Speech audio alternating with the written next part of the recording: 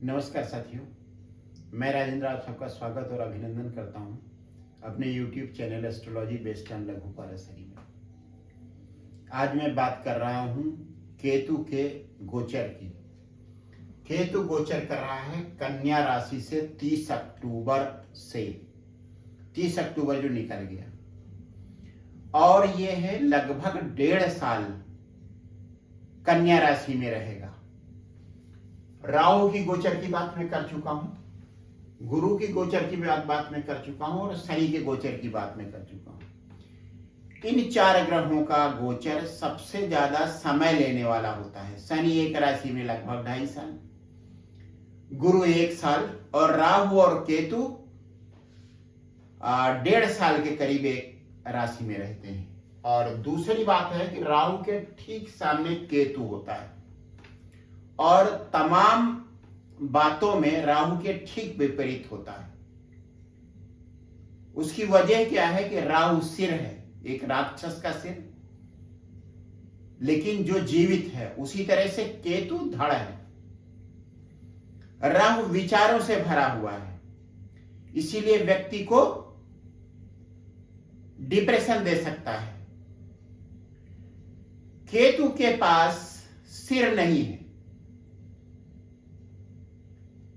इस तरह से अगर देखा जाए तो केतु सोच नहीं सकता, लेकिन केतु के पास अंतर ज्ञान है, अंतर्दृष्टि है, जिसे सिक्स्थ सेंस कहा जाता है, वह केतु के पास है। तो जब केतु के कारकों की बात करेंगे तो पहली जो बात आएगी वह है अंतर्दृष्टि या सिक्स्थ सेंस। अगर आधुनिक शिक्षा की बात करें तो केतु का संबंध है कंप्यूटर से, केतु का संबंध है मेडिकल लाइन से, केतु का संबंध है जहर से, केतु का संबंध है तीव्र बुखार से, और केतु का संबंध है गहन पीड़ा से, तीव्र पीड़ा से। केतु मोक्ष कारक है, लेकिन मोक्ष देने के पहले गहरी पीड़ा देता है। आध्यात्मिक ग्रह है, लेकिन धन देने में भी सक्षम है। आश्चर्यजनक बात यह है कि बृहद पाराशर होरा शास्त्र में केतु की बात कम की गई है। केतु की ज्यादा बातें जेमिनी ज्योतिष में की गई हैं, और उसी में केतु को मोक्ष का कारक कहा गया है। राहु और केतु की जो एक्सिस बनती है उसे राहु केतु एक्सिस कहते हैं या अक्ष कहते हैं। अब मैं इसके गोचर की बात करूंगा और शुरुआत करूंगा मेष लग्न से। मेष लग्न का मतलब वह लग्न जो किसी व्यक्ति को तब मिलती है जब उसका जन्म ऐसे समय होता है जब पूरब दिशा में मेष राशि उदित होती है। तो उस व्यक्ति की जन्म कुंडली बनाते समय मेष राशि का अंक 1 उसके लग्न में लिख दिया जाता है। और जैसा मैंने लिख दिया यहां पर मेष लग्न, उस तरह से जन्म कुंडली बनाते समय मेष राशि का लग्न तो लिखा मेष राशि का अंक तो लिखा जाता है, लेकिन मेष लग्न नहीं लिखा जाता। तो एक नंबर अगर लिखा हुआ है जो मेष राशि का प्रतीक है, तब आप यह समझ ले कि व्यक्ति की लग्न मेष है। और गोचर में इस समय गुरु मेष राशि में है, इसीलिए मैंने लग्न में लिखा है। मेष लग्न के लिए राहु 12वें भाव में है, मीन राशि में, शनि 11वें भाव में है, और केतु 6ठे भाव में है। राहु और केतु, या आप कहें जो ग्रह क्रूर स्वभाव के होते हैं, उनका 3, 6, 10 और 11 में गोचर अच्छा कहलाता है, अच्छा होता है। अब मेष लग्न के लिए केतु का गोचर 6ठे भाव से है, इसलिए अच्छा है। दूसरी बात यह है कि केतु की कोई दृष्टि ही नहीं होती। ऐसा ग्रह जो क्षय ग्रह है और जिसके पास सिर है ही नहीं, आंखें हैं ही नहीं, तो उसकी कोई दृष्टि नहीं होती, इसलिए केतु के गोचर को समझना थोड़ा आसान है। केतु 6ठे भाव में है और इसकी दृष्टि कहीं किसी दूसरे भाव पर नहीं पड़ रही। इस भाव पर राहु की दृष्टि जरूर पड़ेगी। तो आपको देखना क्या है कि केतु छठे भाव में क्या फल देने में सक्षम है, और दूसरा कन्या राशि का स्वामी बुध कहां बैठा हुआ है। तो अगर छठे भाव की बात करें, इसका संबंध बीमारियों से है। केतु यहां बैठकर व्यक्ति को बीमारियों से लड़ने की क्षमता देता है। सिक्स्थ सेंस केतु का कारक है, इसलिए एक तरह से पूर्वाभास जैसा बीमारी का उसे हो जाता है, और यह केतु व्यक्ति के इलाज में उसकी मदद करता है। लड़ाई झगड़ा, मुकदमा, परीक्षा, प्रतियोगिता, इन सब में केतु मदद करता है। मेडिकल एजुकेशन के लिए छठे भाव का केतु सहायक होता है, लेकिन केवल छठे भाव के केतु से मेडिकल एजुकेशन नहीं होती। उसके लिए आपको यह देखना पड़ेगा कि दसम भाव का स्वामी कहां पर स्थित है, और छठे भाव में जो राशि है उसका स्वामी कहां स्थित है। अगर तुला लग्न की कुंडली है, केतु छठे भाव में बैठा है, तो तुला लग्न के लिए छठे भाव में मीन राशि होगी। उसका स्वामी अगर 10वें भाव में हो, उसका स्वामी गुरु अगर 10वें भाव में हो, तुला लग्न में 10वें भाव में कर्क राशि आती है, यहां गुरु उच्च का होता है, खस्तेश उच्च का हो गया, और छठे भाव में केतु स्थित हुआ। गुरु 10म भाव से अपनी नवम दृष्टि डालेगा केतु पर, 7, 8 और 9, और ऐसे गुरु के साथ चंद्रमा भी स्थित है।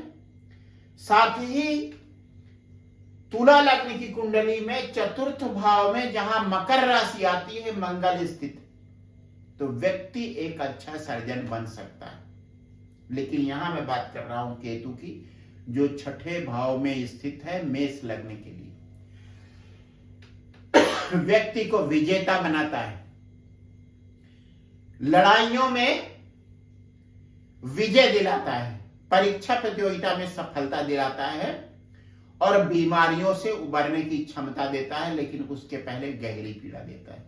ये तो हुई मेष लग्न की बात। उसके बाद अगली लग्न होगी वृष लग्न। वृष लग्न के लिए पंचम भाव में कन्या राशि आएगी, और केतु का गोचर पंचम भाव से होगा। कंप्यूटर एजुकेशन के लिए एक अच्छी स्थिति, अगर पंचम भाव का स्वामी बुध अच्छी स्थिति में बैठा हुआ है तब, लेकिन संतान की तरफ से पीड़ा, संतान की ओर से कष्ट, और साथ ही साथ पंचम भाव है साधना का, मेडिटेशन का कारक है केतु। तो वृष लग्न के लिए केतु के दुष्प्रभावों से बचने के लिए अच्छा है कि व्यक्ति ध्यान करे, योग करे, प्राणायाम करे, और साथ ही साथ केतु का संबंध है भगवान गणेश, गणेश भगवान के छोटे भाई से। तो शिव परिवार में किसी की भी आराधना की जाए, शंकर जी की ओम नमः शिवाय की आराधना की जाए, मां पार्वती की, गणेश जी की या कार्तिकीय भगवान की पूजा की जाए तो अच्छे फल मिलता है। केतु के दोष नष्ट हो जाते हैं। केतु एक योद्धा है और कार्तिकेय भी एक योद्धा है। केतु का सीधा संबंध कार्तिकेय से। उसके बाद अगर मिथुन लग्न है तो चतुर्थ भाव में कन्या राशि आएगी और केतु 1.5 साल के लिए वहां पर स्थित है, जिसका मतलब हुआ मां की ओर से कष्ट, लंग्स की बीमारी, हार्ट की बीमारी। लेकिन घर में बैठकर साधना करने का अच्छा समय, ज्यादा अच्छा है कि घर में बैठे। बाहर निकलने का मतलब होगा प्रदूषण की मार झेलना, और उसका परिणाम होगा लंग्स की कोई बीमारी। उसके बाद कर्क लग्न की बात आती है। कर्क लग्न के लिए कन्या राशि आएगी तीसरे भाव में। केतु वहां बैठकर व्यक्ति को पराक्रमी बनाएगा। कहा जाता है कि हिटलर की कुंडली में केतु तीसरे भाव में स्थित था गुरु के साथ। गुरु की राशि धनु में केतु स्थित था गुरु के साथ। तुला लग्न थी हिटलर की। तुला लग्न एक संतुलित लग्न है, लेकिन ग्रहों का ऐसा प्रभाव कि लग्न का प्रभाव समाप्त हो गया और हिटलर एक गलत दिशा में मुड़ गया। तो तीसरे भाव का केतु कंप्यूटर एजुकेशन के शौक व्यक्ति पूरे कर सकता है, पराक्रमी बना सकता है, संघर्ष करने की क्षमता दे सकता है, साथ ही साथ छोटे भाई बहनों से अनबन भी दे सकता है। अब बात करते हैं सिंह लग्न की। सिंह लग्न में कन्या राशि आएगी दूसरे भाव में। यदि केतु वहां स्थित है तब मां बाप के लिए कष्ट। लेकिन अगर व्यक्ति को आध्यात्मिक विषय पर बोलना हो तो वह कम बोलेगा, लेकिन तार्किक बोलेगा। व्यक्ति के पास इन 18 महीनों में पर्याप्त धन संचित होगा। जितनी जरूरत होगी उतना संचित होगा, जो उसके जीवन यापन के लिए पर्याप्त हो। उसके बाद बात करते हैं कन्या लग्न की। कन्या लग्न में केतु लग्न में आएगा। व्यक्ति के स्वास्थ्य के लिए हितकारी, मेडिटेशन के लिए अच्छा,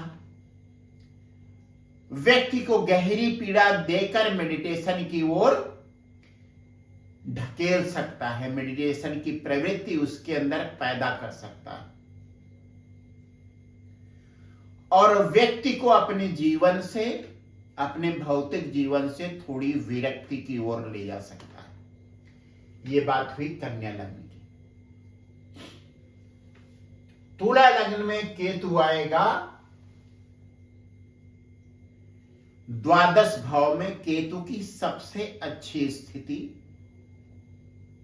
मोक्ष का भाव। उस समय राहु होगा छठे भाव में। राहु केतु की कुंडली में एक ही स्थिति अच्छी होती है, एक ही पोजीशन अच्छी होती है। राहु छठे भाव में हो और केतु द्वादश भाव में हो, और कोई भी स्थिति अच्छी नहीं होती। तो तुला लग्न के लिए वह आदर्श स्थिति बन रही है। राहु द्वादश भाव में बैठकर व्यक्ति को अध्यात्म की तरफ मोड़ेगा, गहरी पीड़ा देकर मोक्ष की ओर प्रवृत्त करेगा, और राहु छठे भाव में बैठकर भौतिक जीवन में विजय दिलाएगा। शायद वही संतुष्टि देगा, तब फिर व्यक्ति संतुष्टि के मार्ग पर, मोक्ष के मार्ग पर चलेगा। उसके बाद आती है वृश्चिक लग्न। वृश्चिक लग्न में कन्या राशि आएगी 11वें भाव में। अच्छा गोचर, धन मिलेगा, इच्छा पूर्ति होगी। लेकिन अगर व्यक्ति ने अपनी इच्छाएं बढ़ा रखी हैं तब उसे निराशा हाथ लगेगी। केतु उतना ही देगा। साईं इतना दीजिए जामे कुटुंब समाए, मैं भी भूखा ना रहूं साधु न भूखा जाए। बस वही वाली स्थिति रहे। उसके बाद बात आती है धनु लग्न की। धनु लग्न के लिए केतु 10वें भाव में है। गोचर अच्छा है। 10वें भाव के कारकत्व में और कोई ऐसा कारकत्व नहीं है, कोई ऐसा कारक नहीं है जिसके लिए वह शुभता दे। हाँ, यह है कि व्यक्ति का मन कभी कभी अपने काम में नहीं लगेगा, लेकिन अगर वह काम में मन लगाए तो उसकी स्थिति धीरे धीरे अच्छी होती जाएगी। उसके बाद आती है मकर लग्न की बात। मकर लग्न में नवम भाव में केतु आएगा, जो धर्म का भाव, अध्यात्म का भाव, आराधना का भाव है। इसलिए केतु यहां बैठकर इन सब के लिए अच्छे फल देगा, लेकिन पिता की तरफ से कष्ट देगा। अब बात करते हैं कुंभ लग्न की। कुंभ लग्न में अष्टम भाव में आएगी कन्या राशि। केतु वहां स्थित होगा। अगर बुध छठे भाव में स्थित है तो व्यक्ति को ऑपरेशन के लिए, किसी बीमारी से ग्रस्त करवाकर ऑपरेशन के लिए मजबूर करेगा। अष्टम भाव का केतु साधना के लिए अच्छा है, एकांत में बैठकर साधना के लिए अच्छा है, बीमारी के लिए अच्छा नहीं है। मेडिकल का कारक है, ऑपरेशन का कारक है। यदि कुंभ लग्न है,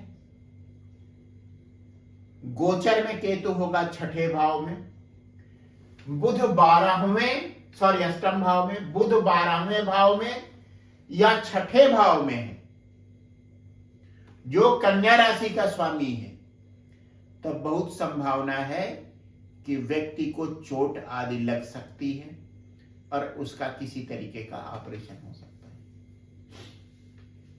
अब आखिरी लग्न मीन लग्न। मीन लग्न में सप्तम भाव में केतु का गोचर होगा।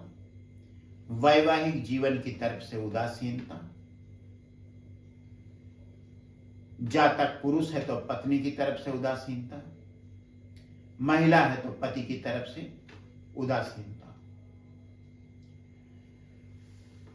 हाँ, अगर उसका किसी तरीके से विदेश वगैरह से कोई संबंध बनने की बात है, विशेष करके ऑनलाइन कांटेक्ट, तब उसके लिए केतु की सप्तम भाव में स्थिति अच्छी है। सप्तम भाव विदेश से संपर्कों का भाव है। केतु की यहां उपस्थिति यह बताती है कि वह संपर्क डिजिटल माध्यम से हो सकता है, लेकिन दाम्पत्य जीवन के लिए यह गोचर अच्छा नहीं। बस यहीं पर केतु का गोचर मैं समाप्त करता हूं। आप सबको बहुत बहुत धन्यवाद मेरे वीडियोज को सुनने के लिए, लाइक करने के लिए और शेयर करने के लिए। यदि आपने अभी तक मेरे चैनल सब्सक्राइब नहीं किया तो कृपया उसे सब्सक्राइब करें। एक बार फिर से आप सबको बहुत बहुत धन्यवाद।